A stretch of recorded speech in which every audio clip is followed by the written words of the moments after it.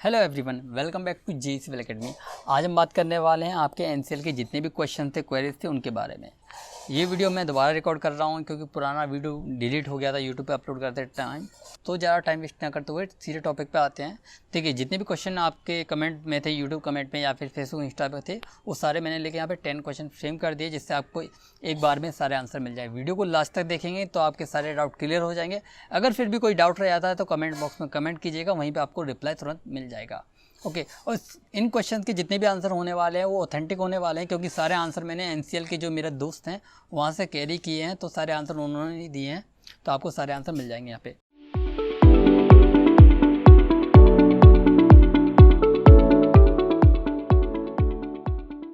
तो चलिए वीडियो की ओर फटाफट बढ़ते हैं। पहला क्वेश्चन है, जॉब लोकेशन क्या होने वाला है। तो जॉब लोकेशन आपका होने वाला है सिंगरौली और सोनभद्र ही, क्योंकि जो सब्सिडी कंपनीज होती हैं उनका कहीं ट्रांसफ़र नहीं होता, वो अपने डिपार्टमेंट के लिए ही रिक्रूट करती है। लेकिन कोल कंपनीज है वो सब्सिडी के लिए भी रिक्रूट करती है। तो आपका जो जॉब लोकेशन होने वाला है वो सिंगरौली या सोनभद्र दोनों में से एक होने वाला है। ओके, ये तो क्लियर हो गई। आपकी जॉब लोकेशन धनबाद, रांची इन जगह नहीं होने वाली है, सिर्फ सिंगरौली और सोनभद्र होने वाली है। ओके, पहला question clear. Second and most important question जिसके लिए हम लोग जॉब करते हैं वो है सैलरी। तो आपकी सैलरी अराउंड 31,000 होने वाली है फर्स्ट ईयर में। उसके बाद आपकी सेकेंड ईयर में जो सैलरी है 48,000 लमसम पहुंच जाएगी, क्योंकि इस समय जो करंट में एम्प्लॉयज़ वहाँ पे वर्क कर रहे हैं उनकी सैलरी फर्स्ट ईयर के बाद थी वो 48,000 हो गई थी, और 3 साल के बाद उनकी सैलरी 63,000 पहुँच गई थी। और कभी कभी जो 63,000 सैलरी है कभी कभी वो 90,000 भी पहुँच जाती है तीसरी साल में। वो मैं आपको जॉब प्रोफाइल वाले सेक्शन में बता दूंगा वहाँ पे। ओके, अब बात करते हैं लास्ट डेट की। तो लास्ट डेट आपकी 23 जुलाई। अगर आपने अब तक अप्लाई नहीं किया तो आप अप्लाई कर सकते हैं। अब बात करते हैं जॉब प्रोफाइल की। जॉब प्रोफाइल में जो सिविल इंजीनियर्स होते हैं उनकी 2 शिफ्ट होती हैं, और जो नॉन सिविल इंजीनियर्स हैं उनकी 3 शिफ्ट होती है। क्योंकि हम लोग सिविल इंजीनियर्स हैं तो हम लोग इसी टॉपिक पे बात करेंगे। तो हमारी जो 2 शिफ्ट होती है वो सुबह होती है, एक पहली 6 से लेकर 2 तक, उसके बाद दूसरी होती है 2 से लेकर 10 तक। ठीक है, ये टाइम है, ये होगी शिफ्ट की बात। अगर बात कर देते हैं कि आपको कैसा एरिया में काम करना होता है, तो हमारा जो मेन वर्क होता है सिविल वालों का वो होता है रोड कंस्ट्रक्शन का।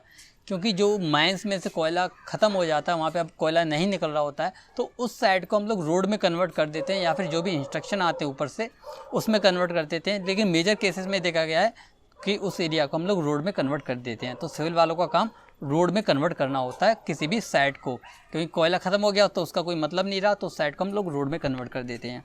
और जो माइंस होती है वो किस तरह की माइंस होती है, वो होती है आपकी ओपन माइंस। ओपन माइंस कहेंगे कि वो ज़्यादा अंडरग्राउंड काम नहीं होता वहाँ पे।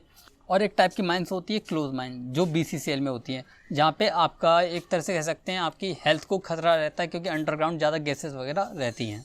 तो आपको यहाँ पे टेंशन लेने वाली बात नहीं, एक तरह से टेंशन फ्री जॉब भी रहती है सिविल इंजीनियर्स वालों के लिए, क्योंकि यहाँ पे सिविल इंजीनियर्स पे ज़्यादा लोड नहीं रहता वर्क का।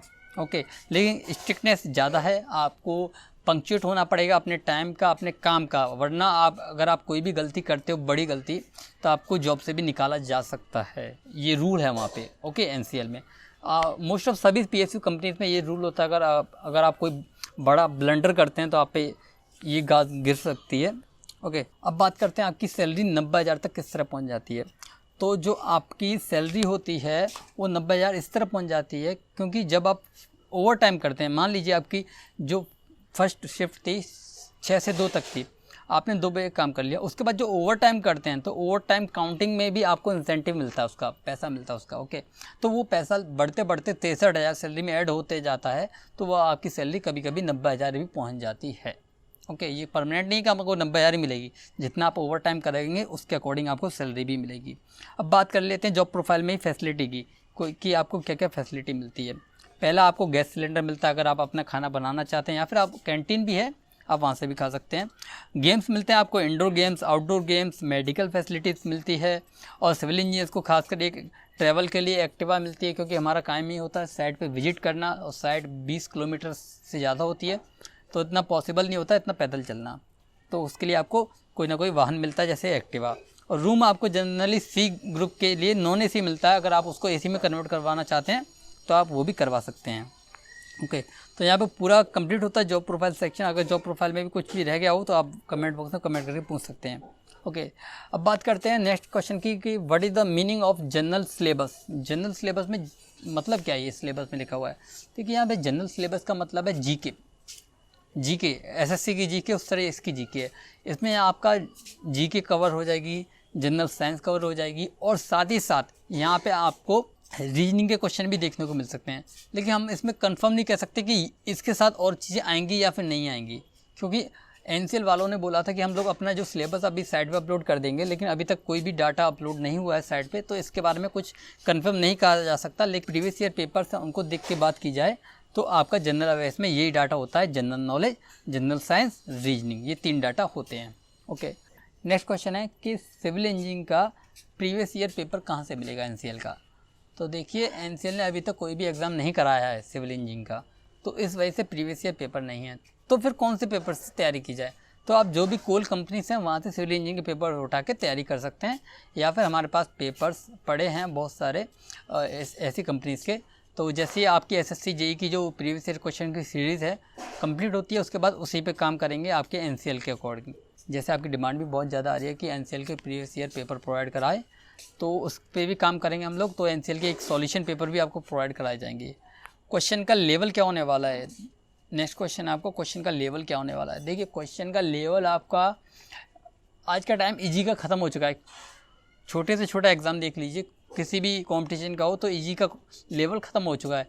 अब बात होती है मॉडरेट टू हार्ड, ठीक है। तो मॉडरेट टू हाई लेवल की बात होती है, तो आपको मॉडरेट टू हाई लेवल ही एग्ज़ाम देखने को मिलने वाला है। एग्ज़ाम डेट, नेक्स्ट क्वेश्चन है एग्ज़ाम डेट क्या होने वाली है। तो एग्ज़ाम डेट आपकी अभी कंफर्म नहीं है, क्योंकि जिस तरह कोविड के केसेस इंडिया में बढ़ते जा रहे हैं, अभी मैं जो रिकॉर्ड कर रहा हूँ दोबारा वीडियो, तो एसएससी की एग्ज़ाम डेट भी आगे बढ़ गए, जो कि हम लोगों ने एक इंटेंशन थी कि एग्ज़ाम डेट बढ़ेगी, क्योंकि इंडिया जो 7th रैंक पे था कोविड केसेस में, वो 3rd रैंक पे आ गया है। और इंडिया की जो डेंस पॉपुलेशन है उसके कारण ये आने वाले 2-3 महीने के अंदर वर्ल्ड में फर्स्ट नंबर पे भी आ सकता है। तो मुझे नहीं लगता कि कोई भी एग्ज़ाम इस साल कंडक्ट होने के चांसेस हैं, लेकिन कंडीशन के अकॉर्डिंग चेंज हो सकता है। लेकिन फ़िलहाल कुछ कह नहीं सकते कि इस साल एग्ज़ाम हो। लेकिन अगर नॉर्मल कंडीशंस रहती हैं तो मैं आपको बता दूं कि जो एनसीएल का अभी तक प्रोसेस रहा है, तो जो एडवर्टाइजमेंट की डेट होती है और ज्वाइनिंग की डेट होती है उनके बीच में सिर्फ 5 मंथ का गैप रहता है, उससे ज़्यादा गैप नहीं रहता। तो आपको तैयारी में लगे रहना है, क्योंकि एनसीएल जैसे ही केसेस नॉर्मल होंगे, कंडीशंस नॉर्मल होगी, तुरंत एग्ज़ाम करवाएगा, क्योंकि वहाँ पे नीड बहुत है अभी सिविल इंजीनियर्स की, क्योंकि बहुत से प्रोजेक्ट अभी ड्यू में लगे हुए हैं। तो आपकी नीड है, तो आप अपने प्रिपरेशन में लगे रहिए। एग्ज़ाम कभी भी हो सकता है, कोई कंफर्म डेट नहीं है। अब कट ऑफ की बात करते हैं कि कट ऑफ क्या हो सकती है, क्योंकि आपका जो सिलेबस है वो 730 का है, 70 टेक्निकल और 30 नॉन टेक्निकल।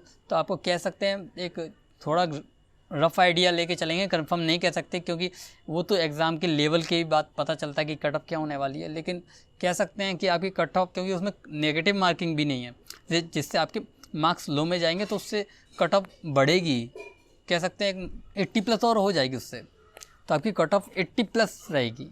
ओके, तो आप इतना टारगेट कीजिए। अब next and most important question, अगर एनसीएल प्राइवेट हो जाती है तो आपका क्या होगा।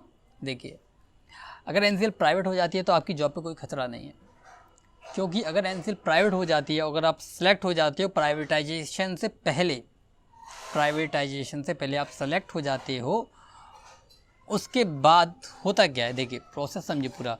अगर आप सेलेक्ट हो गए, मान लीजिए आप सेलेक्ट हो गए आज, ठीक है, और 1 महीने बाद एनसीएल हो गई प्राइवेटाइज, तो उसके बाद जो ऑलरेडी सेलेक्टेड कैंडिडेट्स हैं, जिसमें आप भी होंगे, क्योंकि जो रिक्रूटमेंट निकला है वो प्राइवेटाइजेशन से पहले निकला है ना, अभी कंपनी प्राइवेटाइज नहीं हुई है, प्राइवेटाइजेशन से पहले निकला है। तो होगा क्या, आप लोग सेंट्रल के अंडर चले जाएंगे, तो आपकी जो सैलरी होगी वो सेंट्रल गवर्नमेंट देगी, ना कि एनसीएल देगी। और उसके बाद आपकी जॉब लोकेशन भी चेंज हो सकती है, क्योंकि जहाँ सेंट्रल गवर्नमेंट भेजेगी वहाँ पे आपको जाना पड़ सकता है। तो आपको ये कोई डाउट लेने की ज़रूरत नहीं कि एनसीएल प्राइवेट हो जाएगी या नहीं होगी। आप इस रिक्रूटमेंट के थ्रू जा रहे हैं तो आपको टेंशन लेने वाली बात नहीं है, आप गवर्नमेंट एम्प्लॉय ही रहने वाले हैं, आपकी जॉब नहीं जाने वाली है, तो आपको टेंशन वाली बात नहीं है। आप प्रिपेयर कीजिए फ्री माइंड से। ओके, तो आपके जितने भी क्वेश्चन हैं उनके आंसर मिल गए होंगे आई होप। अगर आपको कोई भी क्वेरी रहती है तो कमेंट बॉक्स में कमेंट कीजिए। अगर आपको वीडियो अच्छी लगी तो लाइक कीजिए, और जिन स्टूडेंट के माइंड में डाउट है एनसीएल के रिगार्डिंग उनको शेयर कीजिए। अगर फिर भी कोई क्वेरी रहती है तो आप DM कर सकते हैं इंस्टा पे, या फिर फेसबुक पे कमेंट बॉक्स पे कमेंट करके पूछ सकते हैं, या फिर यूट्यूब तो है, यहाँ पे कमेंट कीजिए, आप फ्री हो। तो मिलते हैं नेक्स्ट वीडियो में, जहाँ पे हम लोग आपके लिए जो SSC की सीरीज़ चल रही है प्रीवियस ईयर क्वेश्चन पेपर की, उसको कंप्लीट करेंगे।